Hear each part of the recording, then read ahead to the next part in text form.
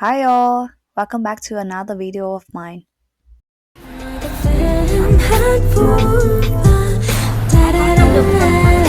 Bên đi cha thôi.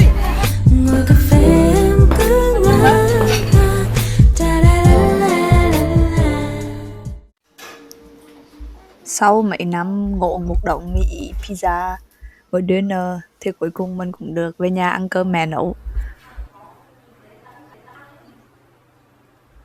Bình thường á thì cơm nhà chỉ cần một món canh, một món kho, một món xào là đủ rồi. Nhưng mà mẹ mình có cái tật là đói mắt hay sợ thiếu đồ ăn. Rồi là cứ quay qua quay về là thấy mẹ nấu thêm món nữa bỏ lên bàn. Bữa trưa của nhà mình càng rộn ràng khi có thêm 5 con chó chúc chít. Kiểu mẹ mình chưa kịp cho ăn thì đã kêu rồi.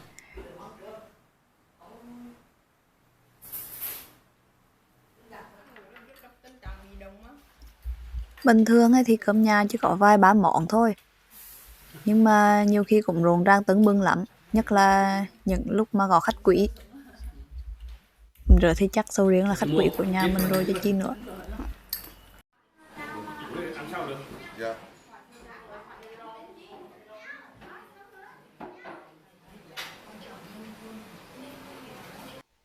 Nhiều khi mình thấy mình đánh đổi nhiều thứ ghê á. Mình đánh đổi những cái đặc sản ngon nghè ở quê nhà để tới một cái đất nước mà người ta nêm nếm đồ ăn chỉ bằng muối.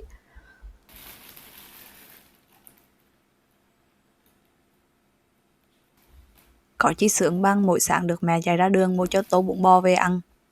Trước mà cái việc này là một điều vô cùng xa xỉ ở Đức.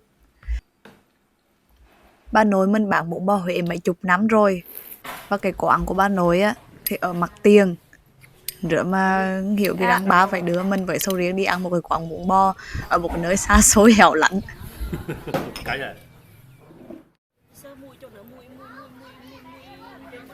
Chắc nói câu này nghe hơi quê nhưng mà bữa nay chợ Đông Ba cái chi có hết đấy.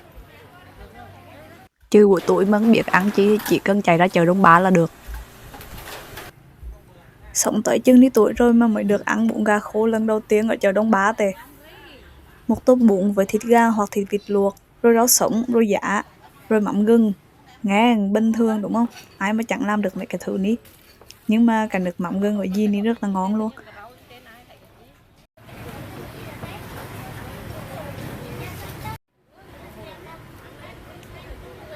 Mình ăn canh được giỏi lắm. Nhưng mà nếu như được mời đi ăn ốc thì mình vẫn xách quân chạy theo. Sầu riêng học cái skill lấy ốc ra khỏi vỏ nhanh lắm. Nhưng mà mình quay 3 cái clip thì clip mua cũng mơ hết. Sorry.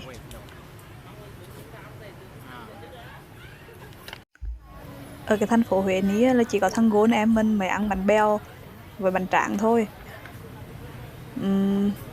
Mình thì nghĩ là hắn sẽ không hợp với nhau lắm một. Nếu như mấy bạn thích thì có thể thử.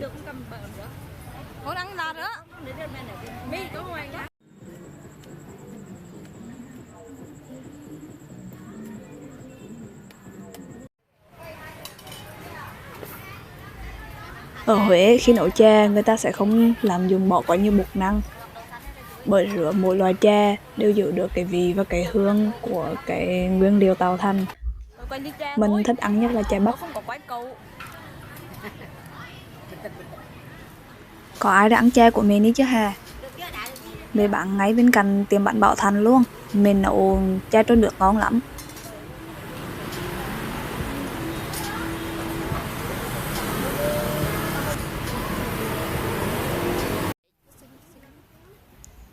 Người Huế chỉ ăn đậu hũ hay là tàu phở với một xíu nước đường gừng mà thôi. Mình rất thích ăn đậu hũ kiểu ni, tại vì cái khẩu vị của mình sẽ được tập trung vào cái vị thanh và béo của đậu hũ, thay vì bị phân tán bởi những cái thành phần khác như là thạch hay là trân châu. Tôi đặt thêm được đường. Con ơi, phải với bầu để đi. Cái con này của mình hai đêm. Bò đá đi.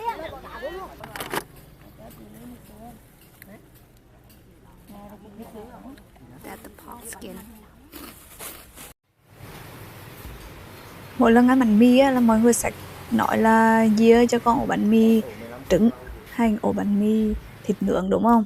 Nhưng mà ở cái lò mì gần nhà mình mọi người chỉ kêu là dì ơi cho con ổ 15.000. thì dì sẽ bỏ tất cả mọi topping vào trong cái ổ bánh mì của bạn, và mọi người thích ăn như rửa ở đây thôi.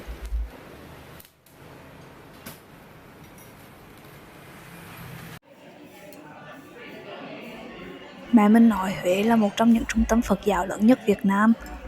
Bởi vậy ở Huế có rất nhiều nhà hàng chay ngon với những món ăn hấp dẫn và đa dạng.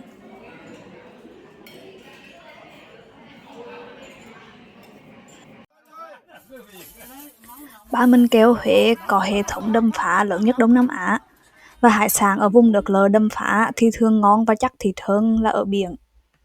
Mình cực kỳ hối hận khi mình chỉ mới đi ăn bánh ép 2 lần ở Huế thôi. Với cả mình cũng đem theo cái bánh ép khô mua qua Đức cả. Nếu như Việt Nam không cho mình một túi thì chắc chứ mình cũng ngồi khóc bức rứt, sám hối.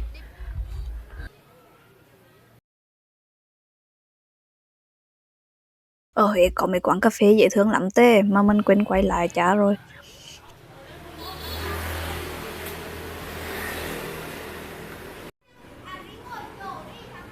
Tụi mình ghé vô quán cà phê Mô Rứa ở khu tập thể Đống Đa. Xong ở quán có bé nhân viên người Đà Nẵng dễ thương dễ sợ.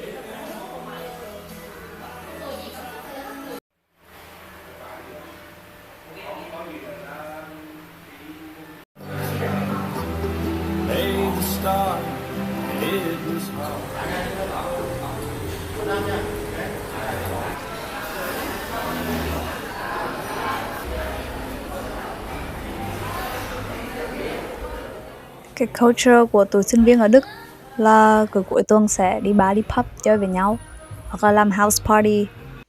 Nhưng đến khi mình về Huế á, cái quán DMZ không có chi trong hết, mà mình chân chứ dám vô nữa. À, Huế còn có thêm một đặc sản nữa là cà phê muối. Mà mình uống cà phê nên mình cũng gọi nữa, nên cũng có một cái video mà về cà phê muối hết. Nhưng mà nếu như ai đi Huế chơi thì nhớ uống cà phê muối nghe. Tối hôm nữa mình và Chip đã đi nguyên một cái vòng thành phố mà vẫn không biết phải uống chi ăn chi. Cuối cùng lại lộn ngược về đường Nguyễn Công Trứ để ăn sinh tố ở quán của dì. Cái bí quyết để có một ly trái cây dâm ngon đó là bỏ thêm một tí bơ đậu phộng. Mình đã phân vân biết nên bỏ trà sữa của tiệm kiểu trà vô phần đặc sản hay vô phần những món ăn khác. Tại vì kiểu trà thì chỉ có ở Huế mà thôi. Rồi. Pin. 1, 2, 3. Chồng dễ sờ luôn bỏ luôn. Lúc mà mẹ mình mua cái phần bánh cuốn đi về thì chỉ có bánh cuốn, nước mắm với chả quế thôi. Rửa mà lăng xăng một hồi mẹ lại luộc thêm miếng thịt nữa. Mình mới sầu riêng mua 1 kg măng cụt 90.000, mà 4-5 quả trong nữa đã bị hư rồi. Xin lỗi sầu riêng vì tôi không biết mặc cả trả giá.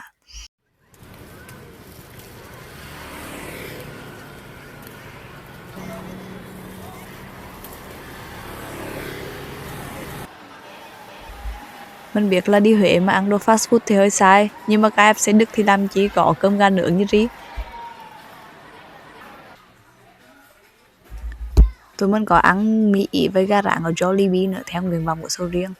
Xong cái mình xin ông ấy một miếng mì Ý, xong ông cho mình đụng một miếng, kiểu và một lần vô miệng là hết luôn á. Hình như cái lần về Huế thì mình ăn đồ Thái hơi bị nhiều. Đồ Thái ở nhà hàng Thái Cuisine thì có nhiều món hơn nè, kiểu thực đơn đa dạng hơn. Còn đồ ăn ở cái quán Thái street food nhỏ nhỏ đường Nguyễn Công Trứ thì có nhiều món ăn kiểu home cooked, thì chỗ món ngon hết, chỗ món có cái đặc trưng riêng. Nói cho Huế vốn rửa thôi chứ mình vẫn thích quán Thái street food ở đường Nguyễn Công Trứ hơn. Chắc là do đồ ăn rẻ hơn với hai anh chị chủ dễ thương quá trời.